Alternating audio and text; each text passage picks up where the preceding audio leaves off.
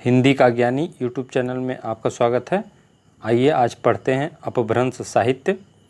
अपभ्रंश भाषा के प्रथम कवि स्वयंभू थे। रामकुमार वर्मा ने स्वयंभू को हिंदी का प्रथम कवि माना है। स्वयंभू का काल 783 ईस्वी के आसपास था। स्वयंभू ने प्रमुख रूप से 3 ग्रंथ लिखे हैं। पौमचर्यु, जिसमें कि राम कथा का विस्तार से वर्णन है। ऋठनेमी चर्यु, स्वयंभू छंद। स्वयंभू को अपभ्रंश का वाल्मीकि तथा व्यास भी कहा जाता है। पौमचर्यु में राम कथा का वर्णन है। पौमचर्यु को स्वयंभू के पुत्र त्रिभुवन ने पूरा किया था। शिव सिंह सेंगर कृत साहित्य इतिहास ग्रंथ। शिव सिंह सरोज में पुष्यदंत को इन्होंने प्रथम कवि माना है।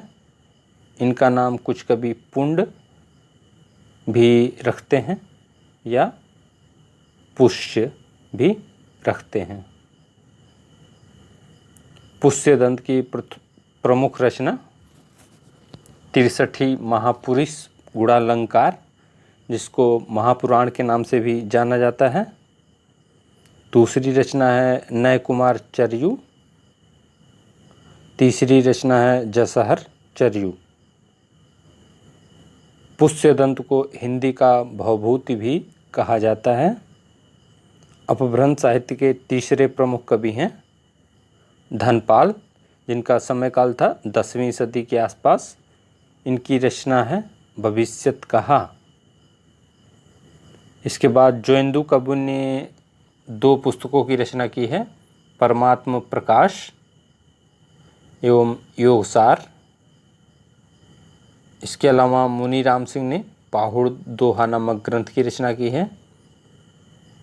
हिंदी साहित्य का इतिहास, जो कि आचार्य रामचंद्र शुक्ल द्वारा 1929 में लिखा गया था, जिसमें वीरगाथा काल, जिसका नाम है आदिकाल।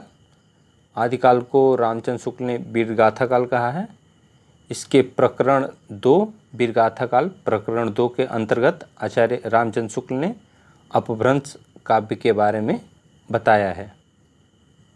अपभ्रंश साहित्य के अंतर्गत दोहा छंद का सबसे अधिक प्रयोग हुआ।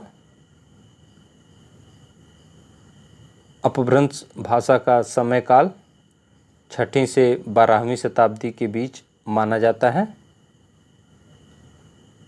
हिंदी साहित्य में अपभ्रंश साहित्य से संबंधित पुस्तकें प्रगतिवादी आलोचक नामवर सिंह द्वारा लिखित हिंदी के विकास में अपभ्रंश का योगदान, जो कि 1952 में लिखा गया था, एक महत्वपूर्ण पुस्तक है।